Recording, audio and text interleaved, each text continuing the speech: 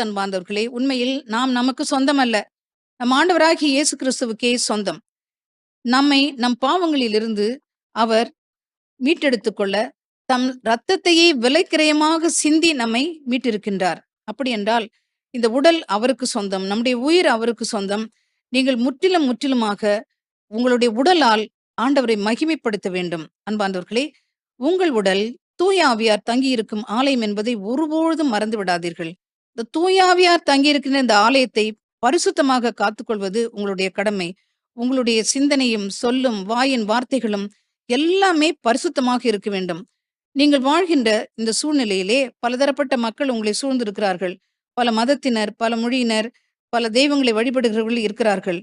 உங்களுடைய ஒவ்வொரு அசைவும், ஒவ்வொரு வார்த்தையும் ஆண்டவராகிய இயேசு கிறிஸ்துவை மகிமைப்படுத்துவதாக அமைய வேண்டும் பிரியமானவர்களே.